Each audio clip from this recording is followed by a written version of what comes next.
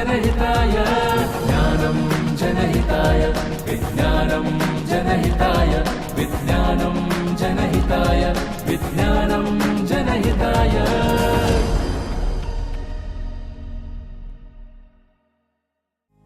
श्री, काय मस्त थंडी पडली आहे ग।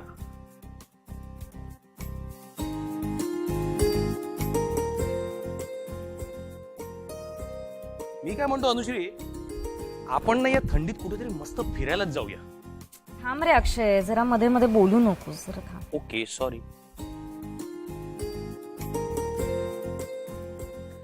आणि अगं माझे स्वेटर कुठे ठेवलेस? मी काल शोधत होतो, मला मिळाले नाहीयेत। आणि ब्लँकेट्स पण जरा उन्हात वाळवून घ्यायला लागतील ना। ऐकतेस का तुम्ही काय म्हणतोय ते? जरा थांब ना रे 5 मिनिटं। काय झालंय ग? तू कालपासून मला बोलूच देत नाहीयेस। अरे कालपासून तुझंच काम करतेय ना। एकतर मला काय माझी कामं कमी होती, त्यात तू हे आणखीन काम आणून वाढवून ठेवलंयस। पण मी तुला कालही सांगितलं, आज पुन्हा सांगतो की हे काम मी स्वतःहून ओढवून नाही घेतलं, माझ्या गळ्यात पडलं ग अक्षरशः ते। I know. ऐक, हे बघ तुला मी पुन्हा सांगतो काय झालं ते। मी माझ्या शाळेत गेलो होतो माजी विद्यार्थ्यांच्या संमेलनासाठी। बरोबर। आम्ही प्रिन्सिपलना भेटायला गेलो। तर प्रिन्सिपलना माझे मित्र सांगू लागले की हा खूप छान भाषण देतो, व्याख्यान देतो वगैरे। ते तू देतोसच। अगं आता अडी करतायच स्तुती, तर मी म्हटलं करा। तर त्या प्रिन्सिपलनी डायरेक्ट माझ्या हातात आमंत्रण पत्रिकाच ठेवली। 10 डिसेंबरला आपल्या शाळेचा शालांत गौरव सोहळा आहे, त्याला तुम्ही यायचं। बरं नुसतं यायचं नाही, प्रमुख पाहुणे म्हणून यायचं आणि विद्यार्थ्यांना प्रोत्साहन देणारं, त्यांना प्रेरित करणारं भाषण द्यायचं। आता म्हणून मी हो म्हटलं ग। मग चांगलं आहे ना। अरे तू ज्या शाळेत विद्यार्थी होतास त्या शाळेत तुला प्रमुख पाहुणे म्हणून बोलावलं जातंय, अभिमानाची गोष्ट ही। हे सगळं चालू असताना तिथे विज्ञानाचे शिक्षक आले। हो हो हो हो। हा, आणि त्यांनी काय सांगितलं की त्याच दिवशी म्हणजे 10 डिसेंबरला स्टॉकहोम मध्ये नोबेल पुरस्कार वितरण सोहळा आहे, आणि म्हणून त्या दिवशी मी विद्यार्थ्यांना नोबेल पुरस्काराची माहिती देणारं, म्हणजे विज्ञानाच्या नोबेल पुरस्कारांची माहिती देणारं प्रेझेंटेशन द्यायचं आणि विज्ञानाचं नोबेल पारितोषिक मिळवण्यासाठी त्यांना प्रोत्साहित करायचं। आता आली ना पंचायत, नोबेल पुरस्कार आणि माझा काय संबंध? म्हणून मी तुझ्या पाया पडतोय, प्लीज मला या कामात मदत कर ग। बर बर, बस झाली हा, बस झाली तुझी नाटकं। करते मी, आणि प्रेझेंटेशन इनफॅक्ट सगळं तयारच आहे। तुला सांगू का, हे बनवताना मला अजिबात त्रास झाला नाही, कंटाळा सुद्धा आला नाही। अरे उलट मला खूप छान छान माहिती मिळाली, नवनवीन माहिती मिळाली, आणि माझ्या रुटीन कामांपासून मला एक ब्रेक मिळाला। हा, आता माझी कामं जरा पडली मागे, पण ठीक आहे। बरं ऐक ना, आता हे प्रेझेंटेशन सगळं तयार आहे। तयार आहे? हो, मला ना तुला समजवावं लागेल। ओके, तर मला सांग, कधी बसूया आपण? आता लगेच कडक कॉफी घेऊन येतो आणि कडक कॉफी घेत घेत आपण प्रेझेंटेशनवर चर्चा करूया, बरोबर? तुला कुठची पाहिजे, एस्प्रेसो, कॅपुचिनो, लाटे? ओहो शेफ, चालेल, कुठली आण रे, मला आवडते तशी स्ट्रॉंग कॉफी पाहिजे। आणतो, 2 मिनिटात आणतो। येस। आपल्या शरीरातील विविध रासायनिक क्रियांमध्ये विविध प्रथिनांचा सहभाग असतो। या प्रथिनांच्या निर्मितीबद्दलची माहिती पेशीतील डीएनए मध्ये साठवलेली असते, आणि त्यानुसार आरएनए रेणूंच्या साहाय्याने या विविध प्रथिनांची निर्मिती केली जाते। हे आरएनए रेणू विविध प्रकारचे असतात, त्यापैकी एक प्रकार मायक्रो आरएनए या नावाने ओळखला जातो। या मायक्रो आरएनए रेणूच्या शोधाबद्दल आणि त्यांच्या कार्यावरील संशोधनाबद्दल 2024 या वर्षीचं नोबेल पारितोषिक विक्टर एम्ब्रोज आणि गॅरी रुफकुन या 2 अमेरिकन संशोधकांना जाहीर झालं आहे। या संशोधनामुळे वैद्यकीय क्षेत्राला मोलाची मदत झाली आहे।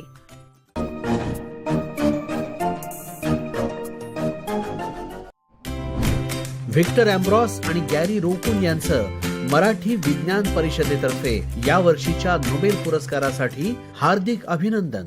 महाराष्ट्राची रसना जपते नवीन वाटा अनवट स्वाद। अनवट स्वाद प्रसारण दर सोमवार आणि मंगळवारी सकाळी 11:30 आणि सायंकाळी 4 वाजता दूरदर्शनच्या सह्याद्री वाहिनीवर। अनवट स्वाद। मराठी विज्ञान परिषदेच्या प्रांगणात जे.बी. जोशी फाउंडेशनचे असंख्य प्रयोगशील उपक्रम, पद्मभूषण पुरस्काराचे मानकरी डॉक्टर जे.बी. जोशी यांच्या मार्गदर्शनाखाली संशोधन करणारे अनेक विद्यार्थी, भारतातल्या सगळ्यात कठीण समस्येवर, गरिबीवर विज्ञान तंत्रज्ञानाच्या माध्यमातून उपाय शोधण्याचा प्रयत्न करत आहे JB Joshi research foundation, Marathi विज्ञान परिषदेच्या प्रांगणात कार्यरत असणारी एक महत्वाची शाखा JB Joshi research foundation. Marathi साहित्यावर आधारित कार्यक्रम वाचू आनंदे सोमवार आणि मंगळवार रात्री 8:30 पुनःप्रसारण बुधवार आणि गुरुवार रात्री 10 वाजता फक्त आपल्या सह्याद्री वाहिनीवर. जॉन हॉपफिल्ड आणि जॉफ्री हिंटन यांचं मराठी विज्ञान परिषदेतर्फे या वर्षीच्या नोबेल पुरस्कारासाठी हार्दिक अभिनंदन.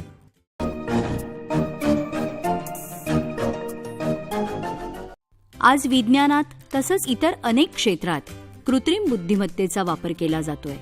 हा वापर मुख्यतः यंत्रशिक्षण म्हणजेच मशीन लर्निंग या पद्धतीद्वारे केला जातो. यात संगणक प्रणाली माणसाप्रमाणेच विचार करू शकते. यासाठी प्रथम संगणक प्रणालीला संबंधित विषयातील माहिती पुरवून योग्यरित्या प्रशिक्षित केलं जातं. त्यानंतर ही संगणक प्रणाली याच माहितीचा वापर करून आपण विचारलेल्या प्रश्नांची उत्तरं देऊ शकते. या यंत्रशिक्षणाचा पाया जॉन हॉपफिल्ड या अमेरिकन आणि जॉफ्री हिंटन या कॅनडियन संशोधकांनी घातला आहे. त्याबद्दल या दोन्ही संशोधकांना यावर्षीचं भौतिकशास्त्रातलं नोबेल पारितोषिक जाहीर झालं आहे. वा झकास. हे बघ, प्रेझेंटेशन तयार झालं. आता सगळीच माहिती मला काही प्रेझेंटेशन मध्ये घेता आली नाहीये, पण मी काही पॉइंट्स लिहिलेत आणि मी तुला सांगत जाईन मध्ये. बघ तुला उपयोग करता आला तर तुझ्या भाषणात. येस. हे बघ, मी लॅपटॉप तुझ्या समोर धरते. ओके, आणि हे पॉइंट्स मी माझ्या टॅब मध्ये सुद्धा घेतलेत. चालेल. त्यामुळे ग्रेट. मी सांगते तुला, बघ. ओके, तर आता मी तुला सुरुवातीपासून सांगते. म्हणजे ज्यांच्या नावाने हे नोबेल पुरस्कार दिले जातात ते अल्फ्रेड नोबेल हे एक स्वीडिश नागरिक होते. जग त्यांना डायनामाइटचा म्हणजेच सुरुंगाच्या दारूचा शोध लावल्याबद्दल ओळखतं. पण तुला माहितीये का, त्यांच्या नावावर तब्बल 355 पेटंट्स होते. बापरे, 355 पेटंट्स एका माणसाच्या नावावर. हो, आणि इतकंच नाही तर एका कारखानदारांच्या घरात जन्माला आलेल्या आणि केमिस्ट्री बरोबर साहित्यात सुद्धा रस असलेल्या अल्फ्रेडना 6 भाषा अवगत होत्या. आणि तुला माहितीये, इंग्रजीतून ते कविता सुद्धा लिहायचे. डायनामाइटचा शोध लावणारा माणूस कवी मनाचा. बघ ना. म्हणजे बघ ना, केवढा विरोधाभास आहे हा, की ज्या व्यक्तीने डायनामाइटचा शोध लावला त्याच व्यक्तीच्या नावाने पारितोषिक देण्यात येतं, नोबेल पारितोषिक. आणि ज्यामध्ये शांततेचा सर्वोच्च पुरस्कार देखील आहे. एवढा विरोधाभास. आणि त्याबद्दलचा एक किस्सा सुद्धा सांगितला जातो. म्हणजे 1888 साली जेव्हा अल्फ्रेड यांचे बंधू लुडविग यांचं निधन झालं ना, तेव्हा खरं तर काही वर्तमानपत्रांचा गोंधळ झाला. म्हणजे त्यांना असं वाटलं की अल्फ्रेड यांचंच निधन झालंय. तर त्यातल्या एका फ्रेंच वर्तमानपत्राने त्यांच्यावर लिहिलेल्या मृत्यूलेखाचं शीर्षक असं होतं, merchant of death is dead. म्हणजे काय, मृत्यूच्या व्यापाऱ्याचा मृत्यू. बापरे. हो, डायनामाइटच्या शोधामुळे आपल्या मरणानंतर आपली ओळख ही अशी भयंकर असेल या विचाराने अल्फ्रेड हादरले. आणि मग जगासाठी आपली ओळख चांगली असावी म्हणून त्यांनी नोबेल पुरस्कार द्यायचं ठरवलं आणि त्यांच्या मृत्यूपत्रात त्याची सोय केली. म्हणजे देर आहे पर दुरुस्त आहे. मग काय सोय करून ठेवली त्यांनी? तर त्यांनी त्यांच्या मृत्यूपत्रात त्यांची 94% दौलत, बघ मी तिथे लिहिलंय, म्हणजे 3,12,25,000 स्वीडिश क्रोनर, रसायनशास्त्र, भौतिकशास्त्र, वैद्यकशास्त्र, साहित्य आणि शांतता या 5 क्षेत्रात मानव जातीसाठी अतुलनीय कार्य केलेल्या व्यक्तींना किंवा संघटनांना द्यायच्या पुरस्कारासाठी ठेवली. 3,12,00,000 आणि किती? 25,000 क्रोनर. म्हणजे किती रुपये? अरे ऐक, पूर्ण गोष्ट तर ऐक. यासाठी त्यांच्या मरणानंतर म्हणजे 1900 साली नोबेल फाउंडेशनची स्थापना करण्यात आली. म्हणजे हे फाउंडेशन एखाद्या इन्व्हेस्टमेंट कंपनीप्रमाणे या पैशाची गुंतवणूक करतं. आणि आज त्या 3 कोटीचे 360 कोटी स्वीडिश क्रोनर पेक्षा सुद्धा जास्त झालेत.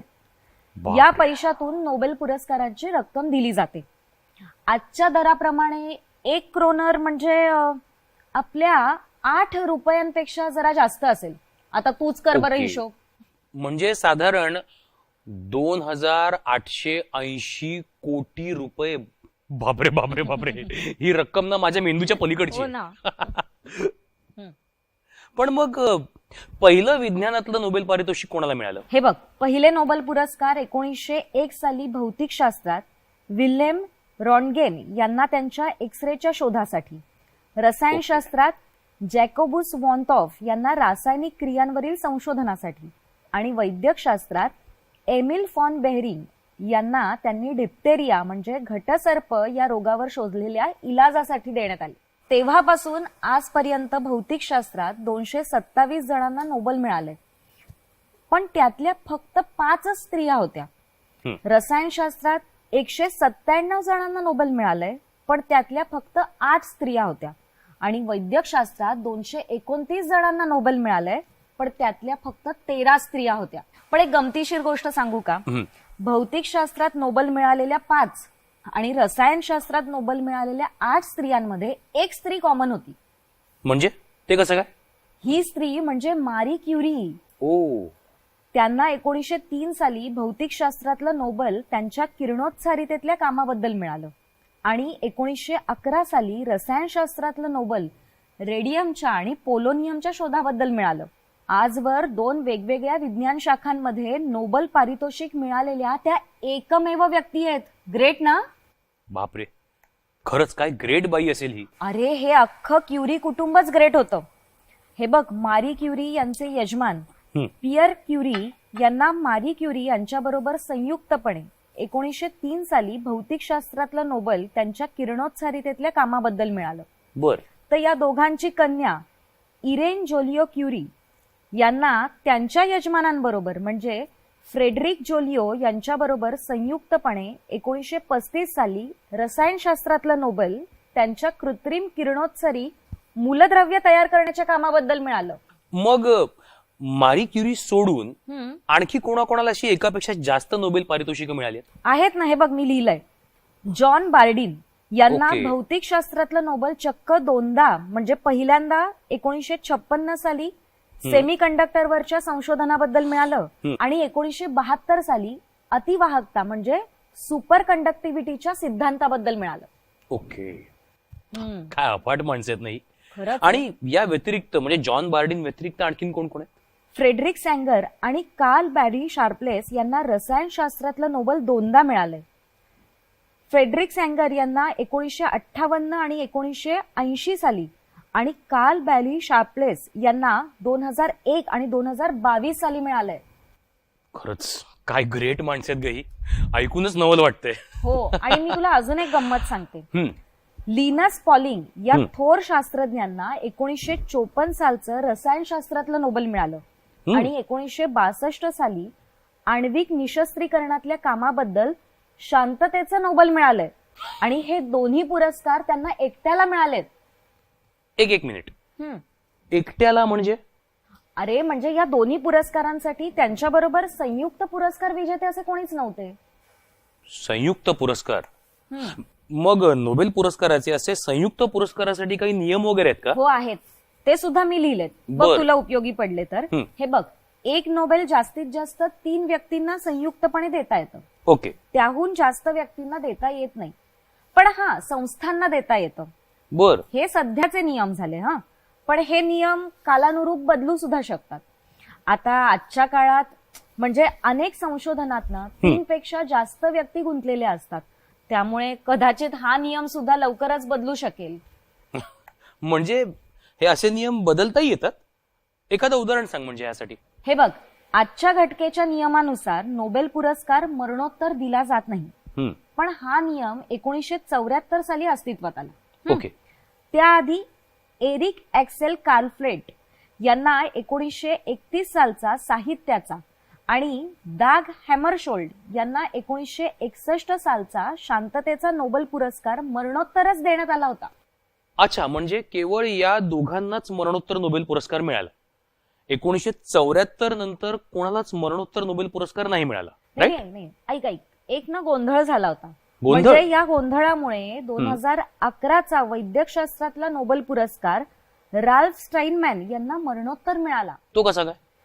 म्हणजे हा पुरस्कार त्यांना दिल्याचं जाहीर होण्याच्या 3 दिवस अगोदर त्यांचं निधन झालं होतं. ओ सो सॅड. पण हा पुरस्कार देणाऱ्या समितीला त्याबद्दलची कल्पना नव्हती, त्यामुळे मग हा पुरस्कार त्यांना मरणोत्तर द्यावा लागला. स्ट्रेंज. मी काय म्हणतो, म्हणजे एखाद्या आपल्यासारख्या नवरा बायकोला, एखाद्या जोडप्याला हा पुरस्कार कधी मिळालाय का? अरे मी मगाशीच म्हंटल ना, म्हणजे क्युरी घराण्यातच 2 नाही का उदाहरणं आहेत. हा right, you said Marie and Pierre Curie, बरोबर. आणि त्यांची मुलगी इरेन क्युरी जोलिओ आणि फ्रेडरिक जोलिओ. नाही, इरेन जोलिओ क्युरी आणि फ्रेडरिक जोलिओ. ओके.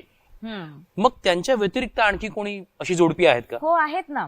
गर्टी थेरेसा कोरी आणि कार्ल फर्डिनांड कोरी यांना 1947 सालचं, त्याचप्रमाणे मे ब्रिट मोझर आणि एडवर्ड इंग्लंड मोझर यांना 2014 सालचं वैद्यकशास्त्रातलं नोबेल मिळालं.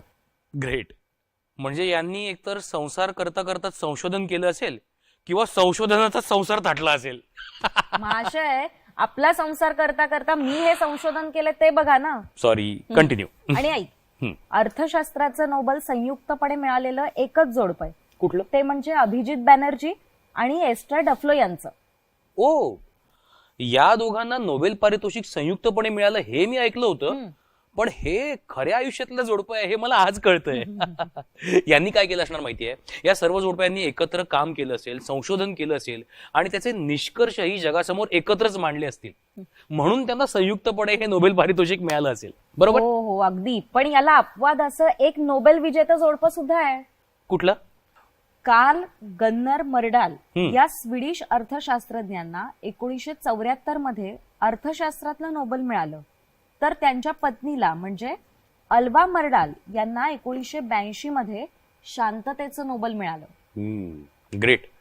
मगाशी तू अभिजित बॅनर्जींचं नाव घेतलंस, त्यांच्यावरून आठवलं, आपल्या भारतीयांना असे किती वेळा नोबेल पारितोषिक मिळाले? तुला माहितीये का, सर्वात पहिलं नोबेल भारतात आलं ते 1913 साली गुरुदेव रवींद्रनाथ टागोर यांच्यामुळे. त्या अगोदर बरेचसे नोबेल पुरस्कार हे युरोपियन्सनाच देण्यात येत होते, पण साहित्याचं नोबेल पारितोषिक मिळवणारे गुरुदेव रवींद्रनाथ टागोर हे फक्त भारतातलेच नाही तर आशिया खंडातले सुद्धा पहिले होते. किती अभिमानाची गोष्ट आहे ना ही. ग्रेट. बरं, त्यानंतर किती भारतीयांना असे पुरस्कार मिळाले? हा, टागोरांनंतर दुसरं नोबेल भारतात 1930 साली सर CV रामन यांच्यामुळे आलं. ओ.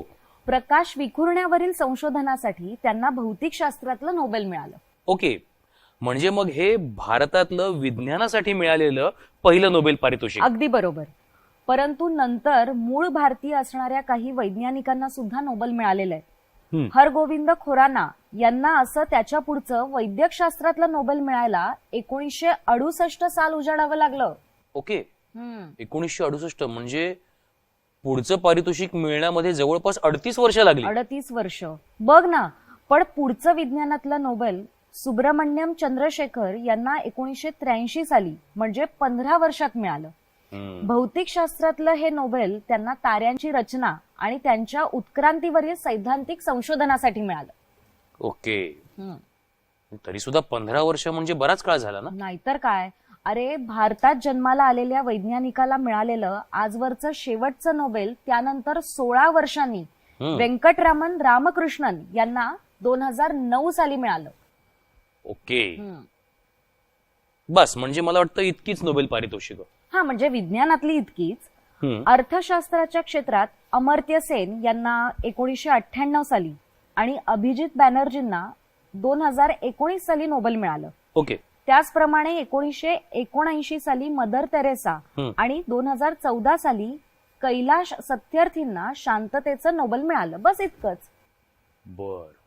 हे पण काय ग, म्हणजे जगातला इतका सर्वोच्च पुरस्कार, इतका मानाचा समजला जाणारा हा पुरस्कार कधी कोणी नाकारलाय का ग? आजपर्यंत विज्ञानातला नोबेल कोणी नाकारलेलं नाही. ग्रेट. अनुश्री, तुझं हे प्रेझेंटेशन ना मला खूप आवडलं. आवडलं ना? खरंच. आणि याच्याबद्दल एक गोष्ट सांगू का तुला? काय? तू हे प्रेझेंटेशन अतिशय सोपं आणि इंटरेस्टिंग ठेवलेस. कारण अगं मला विद्यार्थ्यांसमोर हे प्रेझेंटेशन द्यायचंय. त्यांना कंटाळा येता कामा नये, त्यांना इंटरेस्ट वाटला पाहिजे अशा भाषेत मला हे प्रेझेंटेशन द्यायचंय. आणि त्यासाठी तू खरंच खूप मदत केली आहे. मी आता एक काम करतो, काय? तुझं हे प्रेझेंटेशन शांत डोक्याने पुन्हा वाचतो, जरा अभ्यास करतो आणि भाषणाची तयारी करत करत झोपतो. उद्या सकाळच्या पहिल्या चहा बरोबर तुला या प्रेझेंटेशनवरचं माझं भाषण ऐकवतो. डन. तू उत्तम करशील, खात्री आहे.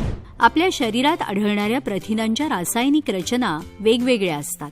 या वेगवेगळ्या रासायनिक रचनांनुसार त्यांना वेगवेगळे त्रिमितीय आकार लाभलेले असतात. हे त्रिमितीय आकार ओळखणं हे अतिशय जिकिरीचं काम असतं. परंतु डेव्हिड बेकर या अमेरिकन आणि डेमिस हसाबिस आणि जॉन जम्पर या इंग्लिश संशोधकांनी प्रथिनांच्या रासायनिक रचनांची आणि त्यांच्या त्रिमितीय आकारांची संगणकीय प्रारूप आणि कृत्रिम बुद्धिमत्तेच्या मदतीने एकमेकांशी सांगड घातली. त्यामुळे हव्या त्या रासायनिक रचनेची, हव्या त्या त्रिमितीय आकाराची आणि परिणामी हव्या त्या गुणधर्मांची प्रथिनं प्रयोगशाळेत निर्माण करणं शक्य झालं आहे. या अत्यंत उपयुक्त अशा संशोधनासाठी या तीनही संशोधकांना यावर्षीचं नोबेल पारितोषिक जाहीर झालं आहे.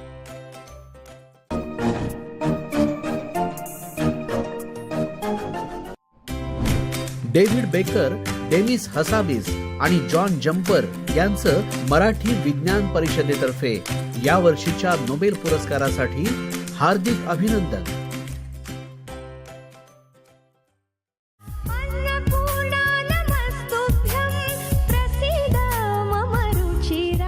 रुचिरा प्रसारण बुधवार ते शुक्रवार सकाळी 11:30 वाजता आणि पुनःप्रसारण दुपारी 4 वाजता फक्त आपल्या सह्याद्री वाहिनीवर. पद्मभूषण पुरस्काराचे मानकरी ICT अर्थात इन्स्टिट्यूट ऑफ केमिकल टेक्नॉलॉजीचे कुलपती डॉक्टर ज्येष्ठराज जोशी,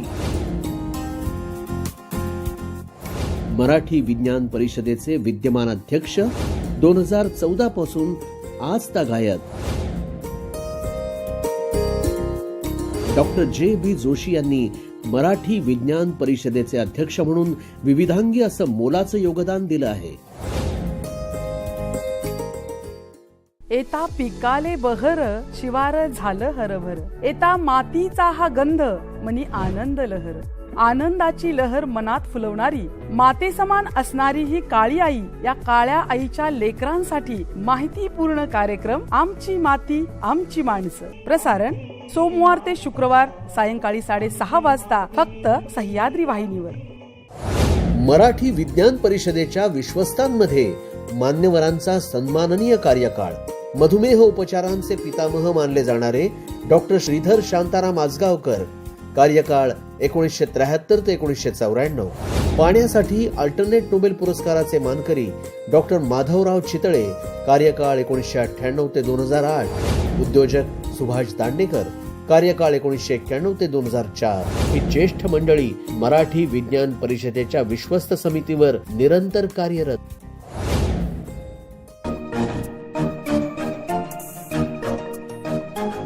झाली का भाषणाची तयारी? पूर्ण. ऐकणार माझं भाषण? नक्कीच. चला आता आपण चाय पे भाषण ऐकूया. बर, चाल. मित्रांनो, तुम्ही आताच 10वीची परीक्षा दिलीत आणि मी मात्र तुम्हाला नोबेल पुरस्कार मिळवणाऱ्या वैज्ञानिकांचं प्रेझेंटेशन दिलं. का बरं? नाही, हा प्रश्न तुमच्या मनात येणं स्वाभाविक आहे. सांगतो. नोबेल पारितोषिक हे संशोधनाच्या क्षेत्रातलं एव्हरेस्ट शिखर आहे. पण हे शिखर पादाक्रांत करता येतं. त्याच्या आड तुमचा देश, धर्म, भाषा, वर्ण, लिंग काहीही येत नाही. अट फक्त एकच, तुम्ही केलेलं संशोधन, तुमचं कार्य संपूर्ण मानव जातीच्या फायद्याचं ठरलं पाहिजे. आजवर अशा अनेक वैज्ञानिकांनी नोबेल पारितोषिकं मिळवली आहेत आणि त्यांचा अभ्यास केला असता एक गोष्ट लक्षात येते, ती म्हणजे या सर्वांचाच एक वैज्ञानिक दृष्टिकोन होता, एक तर्कसुसंगत विचारसरणी होती. अमेरिकेतल्या हार्वर्ड किंवा MIT यांच्यासारख्या संस्था किंवा इंग्लंडमधल्या केम्ब्रिज विद्यापीठातून असं नोबेल पारितोषिक मिळवणारे अनेक शास्त्रज्ञ बाहेर पडलेत. याच्यावरून तुमच्या लक्षात येत आहे का की केवळ ते संशोधन करणाऱ्या शास्त्रज्ञाचा किंवा त्या व्यक्तीचा तो तसा वैज्ञानिक दृष्टिकोन असणं पुरेसं नाहीये, तर ती व्यक्ती ज्या समाजात वावरते, ज्या संस्थेत काम करते, त्या व्यक्तीचे मार्गदर्शक या सर्वांचाच वैज्ञानिक दृष्टिकोन असणं, तर्कसुसंगत विचारसरणी असणं अत्यंत आवश्यक आहे. हे सगळं मिळूनच एक पोषक वातावरण निर्माण होतं आणि अशा पोषक वातावरणात अशी प्रतिभावान व्यक्ती आपल्या ज्ञानाचा उपयोग करून आपले कल्पनाविष्कार साकार करते आणि अखंड मानवजातीचं त्यातून कल्याण होतं. मित्रांनो, मी तुमच्या प्रत्येकाकडून नोबेल पारितोषिक मिळवावं अशी अपेक्षा करणार नाही.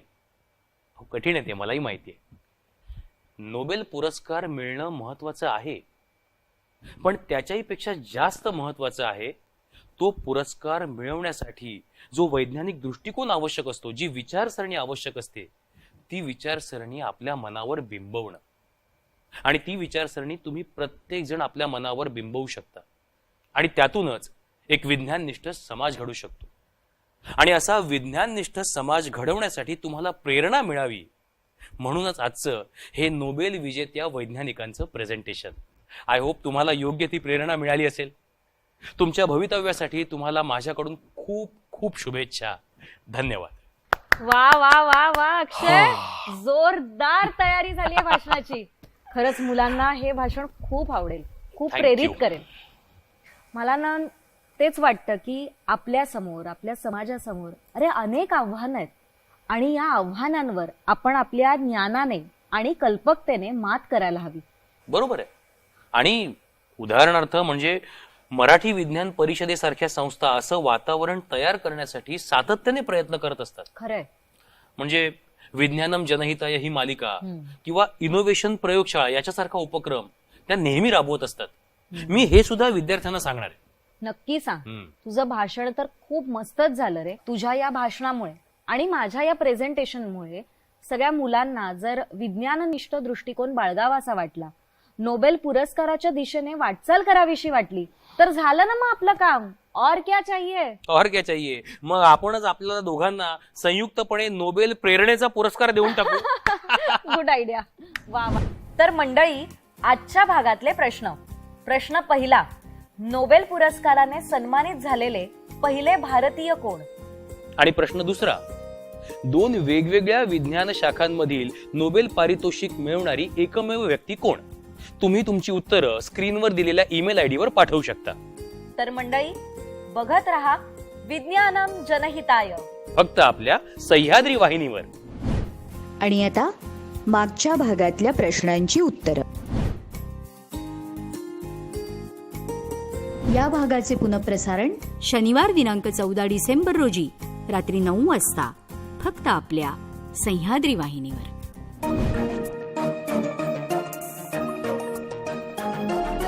तर्क सुसंगत विचार सरणी तंत्रज्ञाने होते प्रगती. देई मानवा सुख समृद्धी निसर्ग अन्विज्ञान. विज्ञानाच्या रंजक गोष्टी व्यापून घेई सारी सृष्टी. जगण्यातील विज्ञान आणिक विज्ञानातील जगणे. विज्ञानम जनहिताय, विज्ञानम जनहिताय, विज्ञानम जनहिताय, विज्ञानम जनहिताय, ज्ञानम जनहिताय, विज्ञानम जनहिताय, विज्ञानम जनहिताय, विज्ञानम जनहिताय. मराठी विज्ञान परिषद प्रस्तुत विज्ञानम जनहिताय.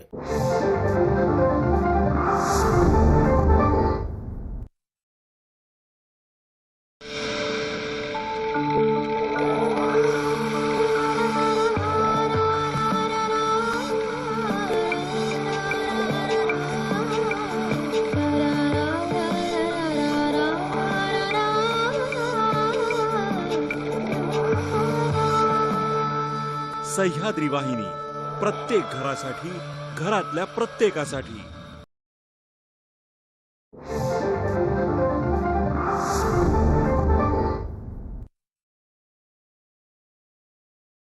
ऊन असो रणरणते वा प्रदूषणाचा ताण. मोबाईल कम्प्युटर करती डोळ्यांना निष्प्राण.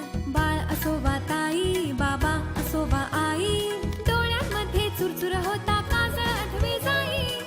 जाई काजळ, परंपरा 70 वर्षांची. सर्वांसाठी जाई. सूर बोलती